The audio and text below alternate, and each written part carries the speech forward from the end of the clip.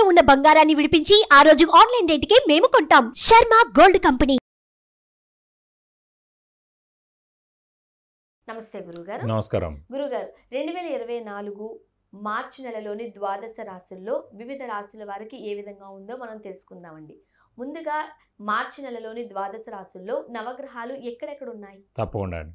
శరదిందు సమాకారే పరబ్రహ్మ స్వరూపిణి వాసరాపీఠ నిలే సరస్వతి నమస్తుతే. సుమన్ టీవీ ప్రేక్షకులకి నమస్కారం. నవగ్రహాలు ద్వాదశ రాశుల్లో మార్చి నెల అంతా ఎక్కడ ఉన్నాయో ఇప్పుడు తెలుసుకుందాం. ముందుగా సూర్యుడు వచ్చేసి మనకి మీనరాశిలో ఉన్నారు. అలాగే మనకి బుధుడు వచ్చేసి అదే మీనరాశిలో నీచ స్థానంలో ఉన్నారు. నెక్స్ట్ గురువు వచ్చి మనకి మేషరాశిలో ఉన్నారు. అలాగే రాహు మనకి మీనరాశిలో ఉన్నారు. అలాగే కేతు వచ్చేసి మనకి కన్యారాశిలో ఉన్నారు. ఇక శుక్రుడు మనకి కుంభరాశిలో ఉన్నారు. అలాగే శని స్వస్థానమైన కుంభరాశిలో ఉన్నారు. అలాగే కుజుడు కూడా మనకి కుంభరాశిలో ఉన్నారు.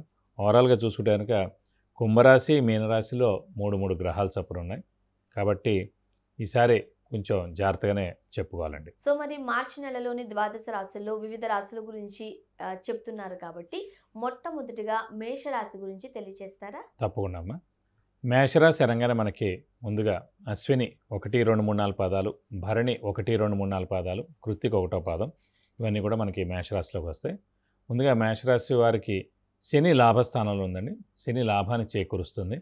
అలాగే మనకి ముఖ్యంగా రాహు వచ్చేసి మనకి వ్యయ స్థానంలో ఉన్నారు. కేతు వచ్చేసి 6వ స్థానంలో ఉన్నారు. సో రాహు, కేతు, శని ఈ 3 గ్రహాలు కూడా మనకి అత్యద్భుతంగా ఉన్నాయని చెప్పి తెలుసుకోవాలి.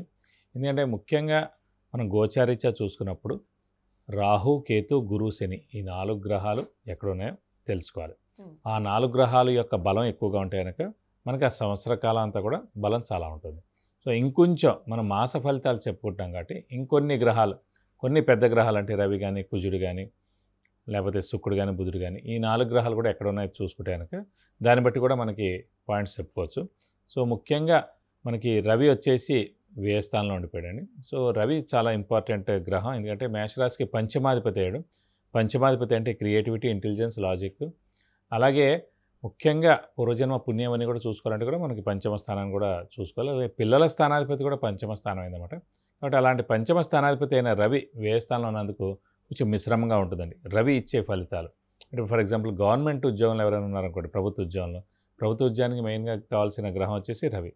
అలాంటి గ్రహం అయిన రవి మేషరాశి వారికి వ్యయ స్థానంలో ఉన్నారు కాబట్టి ప్రభుత్వ ఉద్యోగులకి కొంచెం మిశ్రమంగా ఉంటుందని చెప్పుకోవాలన్నమాట. సాధారణంగా వ్యయం అని అనేసరికి మనం ఖర్చులతోనే పోల్చుతూ ఉంటామండి.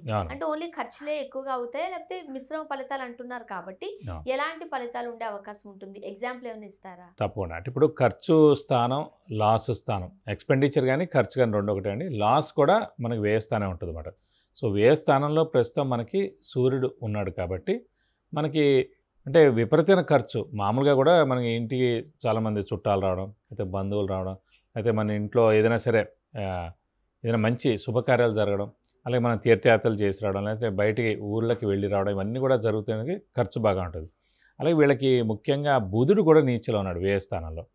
బుధుడు అంటే వ్యాపారకారకుడు. ఫర్ ఎగ్జాంపుల్ ఎవరైతే మేషరాశి వారు వ్యాపారస్తులు ఎవరైతే ఉన్నారో వారు మటుకు కొంచెం జాగ్రత్తగా వ్యాపారం చేసుకోవాలి. ఎందుకంటే కనుక బుధుడు వ్యాపారకారకుడు. ఎవరికైనా సరే ఏ రాశి వాళ్ళకైనా ఎవరికైనా సరే బుధుడే వ్యాపారకారకుడు. అలాంటి బుధుడు నీచ స్థానంలో మనకి 20 to 25 రోజులు నీచ స్థానంలో ఉంటాడు. మార్చి నెల అంతా నీచలో ఉంటాడని అనుకోవచ్చు.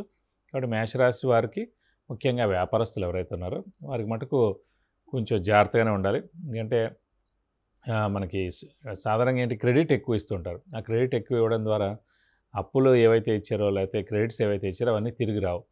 సో ఆలస్యంగా వస్తుంది, ఇబ్బందికరంగా ఉంటుంది, ఆలస్యంగా అవుతుంటాయి. సో దానివల్ల మనకి ఖర్చు ఎక్కువ పెరుగుతుంటుంది. మనం మళ్ళీ ఎక్కడి నుంచో వడ్డీలు తేవాల్సి వస్తుంది. కాబట్టి వ్యాపారస్తుల మటుకు ఈ నెలలు మిశ్రమంగా ఉంటుంది కాబట్టి కొంచెం జాగ్రత్త వహిస్తే సరిపోతుంది. ఎందుకంటే గురుబలం కూడా ప్రస్తుతం లేదండి. ఎందుకంటే మెయిన్గా ఎవరికైతే ఏ రాశి వారికి అయితే గురుబలం ఉంటుందో అన్ని పనులు, అన్ని అడ్లు ఆటంకాలు ఎలాంటివైతే ఉన్నాయో అవన్నీ కూడా తొలగిపోతాయి. కానీ ఇప్పుడు ప్రస్తుతం మేషరాశి వారికి గురుబలం లేదు కాబట్టి ఈ ఒక్క నెల లేదు. మళ్ళీ ఏప్రిల్ నుంచి మనకి గురుబలం కూడా స్టార్ట్ అవుతుంది కాబట్టి ఈ ఒక్క నెల గురుబలం తక్కువగా ఉంది కాబట్టి గురు ధనానికి కూడా కారకుడయ్యాడు కాబట్టి ఆర్థికానికి కూడా కారకుడయ్యాడు. ఆల్రెడీ ఇప్పుడు ఖర్చు ఎక్కువగా ఉన్నాయి. ఎందుకంటే ముఖ్యంగా ఎప్పుడు ఎలా చెప్పుకోవాలంటే జ్యోతిషాన్ని మనం జాతకం ఒరిజినల్గా లగ్నం నుంచి లెక్కబెట్టి అన్ని గ్రహాలని చూస్తాం. అలాగే 6, 8, 12 స్థానాల్లో ఎన్ని గ్రహాలు ఎక్కువగా ఉంటే కనుక అంత లాసెస్ ఎక్కువగా ఉంటాయని, అంత మీడియం జాతకం అని అలా అని చెప్పుకోవాలి. కాబట్టి ఇప్పుడు మేషరాశి వారికి అయింది వ్యయ స్థానంలో 3 గ్రహాలు ఉండిపోయాయి. కాబట్టి ఒకటి బుధుడు, ఒకటి రవి, ఒకటి రాహు, అలాగే 6వ స్థానంలో కేతు ఉండిపోయారు. 4 గ్రహాలు మనకి ఇక్కడే ఉండిపోయాయి. సో 6వ స్థానంలో 12 స్థానంలో. కాబట్టి విపరీతమైన ఖర్చులు, మానసిక ఆందోళన, స్ట్రెస్, స్ట్రెయిన్ ఇవన్నీ కూడా ఎక్కువగా ఉంటాయన్నమాట. అంటే మేషరాశి గల వారికి మార్చి నెలలో గురుబలం తక్కువగా ఉంది అంటున్నారు, రైట్? ఎంతవరకు నిజం అంటారు? ఇదంటే సింపుల్ అండి. గురుబలం అంటే ఏం లేదు. గురుబలం అంటే దైవబలం కానీ దైవానుగ్రహాన్ని దాన్నే గురుబలం అంటారు. జ్యోతిష పరంగా చూసుకున్నప్పుడు గురువు అనే గ్రహం మనకి దైవబలానికి, దైవానుగ్రహానికి, గురుబలానికి కారకుడు అయ్యాడన్నమాట. అలాంటి గురువు మనకి రాశిలో ఉన్నాడు, మేష రాశిలోనే ఉన్నాడు. గురుబలం అంటే మన రాశి నుంచి 2వ స్థానం, 5వ స్థానం, 7వ స్థానం, 9వ స్థానం, 11వ స్థానాల్లో ఉన్నప్పుడు దాన్ని గురుబలం అంటారు. ఆ గురువు అనే గ్రహం ప్రతి ఏడాది ఒక రాశి నుంచి ఇంకో రాశిలోకి మారడానికి సంవత్సర కాలం పడుతుంది. అది ఎలా తెలుసుకోవాలంటే పుష్కరాలు ఎప్పుడైతే ప్రారంభం అవుతాయో ఆ రోజు నుంచి మనం చూసుకుంటానికి గురువు ఒక రాశి నుంచి ఇంకో రాశిలోకి మారినట్టన్నమాట. కాబట్టి గురుబలం ఖచ్చితంగా తక్కువగా ఉన్నట్టే ప్రస్తుతానికి. ఏప్రిల్ నుంచి మటుకు ద్వితీయ స్థానం వృషభ రాశిలోకి వస్తాడు. అప్పటి నుంచి గురుబలం 100% ఉంటుంది. మరి ఫారెన్ వెళ్ళాలనుకునే వారికి, ఈ ఫారెన్ చార్జెస్ ఉన్న వాళ్ళకి ఎంతవరకు అవకాశాలు ఉన్నాయి? ఫారెన్ వెళ్ళేందుకు మటుకు అవకాశాలు ఎక్కువగా ఉన్నాయి. ఎందుకంటే ఇప్పుడు నెక్స్ట్ మంత్ నుంచి ఎలాగో గురుబలం రాబోతుంది. అలాగే మనకి ముఖ్యంగా లాభస్థానంలో మనకి శని ఉన్నాడు, అలాగే శుక్రుడు ఉన్నాడు, అలాగే కుజుడు కూడా ఉన్నాడు. కాబట్టి లాభస్థానం చాలా బాగుంది. కాబట్టి అలాగే 6వ స్థానంలో కూడా మనకి కేతు ఉండడం చాలా మంచిది. కాబట్టి ఫారెన్ వెళ్ళేందుకు అవకాశాలు మటుకు చాలా ఎక్కువగా ఉన్నాయండి. అండ్ ముఖ్యంగా కాస్త ఒడిదుడుకులు, కాస్త వ్యయం కూడా ఎక్కువగా ఉంది కాబట్టి మేషరాశి వారికి ఎటువంటి పరిహారాలు పాటిస్తే మంచిదంటారు? ముఖ్యంగా మేషరాశి వారికి ఏంటంటే సాధారణంగా ఇంకో పాయింట్ కూడా చెప్పుకుందామండి. ముఖ్యంగా సుమన్ టీవీ ప్రేక్షకులకి సాధారణంగా ఏ దేవుడిని ఎక్కువగా ఆరాధిస్తే మనకి మంచి జరుగుతుంది అనేది ఇంపార్టెంట్. ఎందుకంటే అన్ని దేవుళ్ళు హెల్ప్ చేస్తారు, చేయరని కానీ ప్రతి జాతకానికి ఒక అంటే అదృష్ట దేవుడు కానీ దేవత కానీ ఉంటారు, మంచిది. సో ఈ మేష లగ్నం కానీ మేషరాశి వారికి పంచమ స్థానం చూసుకోవాలండి. పంచమ స్థానాధిపతి ఎవరైతే అవుతారో ఆ దేవుడు బాగా హెల్ప్ చేస్తారన్నమాట. మామూలుగా మన జాతకరీత్యా లగ్నం నుంచి పంచమ స్థానంలో ఎవరైతే ఉన్నారో ఆ గ్రహం హెల్ప్ చేస్తారు. కానీ ఇక్కడ మటుకు పంచమ స్థానాధిపతి ఎవరయ్యారంటే మేష రాశికి పంచమ స్థానం సింహం అయింది కాబట్టి సింహానికి అధిపతి రవి అయ్యాడు కాబట్టి శివుణ్ణి ఎక్కువగా ఆరాధిస్తే చాలా మంచిది అన్నమాట. అప్పుడు ఆల్రెడీ మనకి వ్యయ స్థానంలో ఇదే పంచమాధిపతి అయిన రవి వ్యయ స్థానంలో ఉన్నాడు కాబట్టి మనం శివుణ్ణి ఎక్కువగా ఆరాధిస్తే కనుక అన్ని విధాలా మంచి చేకూరుతుంది. సో మనం పరిహారాలు ఏమైనా చేయాలని అనుకుంటే ఎటువంటి పరిహారాలు పాటిస్తే మంచిది? పరిహారాలు ఇప్పుడు మనం చెప్పుకుంటున్నప్పుడు ఏంటంటే ముఖ్యంగా సూర్యుడే మనకి బలం తక్కువగా ఉన్నాడు కాబట్టి జాతకరీత్యా ప్రస్తుతం గోచారరీత్యా మనం శివుణ్ణి ఎక్కువగా ఆరాధిస్తే చాలా మంచిది. వీలైతే ప్రతి రోజు శివుడి అష్టోత్తరం చదువుకుంటే మంచిది. అలాగే ప్రతి సోమవారం మనం శివాలయానికి వెళ్ళి ఒక 41 ప్రదక్షిణాలు చేస్తే కనుక చాలా మంచిది. ఎందుకంటే ఈ ఒక్క నెలలాళ్ళు మీరు కష్టపడ్డారంటే ఏప్రిల్ నుంచి ఎలాగో మనకి గురుబలం స్టార్ట్ అవబోతుంది. అలాగే కొత్త సంవత్సరం ఉగాది కూడా స్టార్ట్ అవబోతుంది కాబట్టి మేషరాశి వారికి అన్ని విధాలా బాగానే ఉంటుందని చెప్పుకోవాలి. ఆర్థికంగా కాస్త ఇబ్బందులు పడుతున్నారు కాబట్టి సో ఇంట్లో కూడా కాస్త ఇబ్బందులే ఉంటూ ఉంటాయి. మరి వాటిని మనము దాటి వేయాలి అని అంటే ఏం చేస్తే మంచిది అంటారు? అంటే సింపుల్ అండి. ఏదైనా సరే ఫైనల్గా రెమెడీ అండి. అంటే ఇప్పుడు ఈ మేషరాశి వారికి ఇంక ఒక్క నెలలోకే ఉన్నారు కాబట్టి ఎందుకంటే ఏప్రిల్ 22వ తారీఖు వచ్చిందంటే గురువు మేషరాశి నుంచి వృషభ రాశిలోకి మారిపోతారు. ఎప్పుడైతే గురువు అనే గ్రహమే దైవబలానికి దైవానుగ్రహానికి సంబంధించిన గురుబలం ద్వితీయ స్థానంలోకి వస్తుందో, ద్వితీయ అంటే కుటుంబ స్థానం, నేత్రస్థానం, వాక్స్థానం, ధనస్థానం. సో కుటుంబం బాగుంటుంది, వాక్ బాగుంటుంది, ధనం బాగుంటుంది, నేత్రం అంటే కళ్ళు ప్లస్ ఆరోగ్యం కూడా బాగుంటుంది.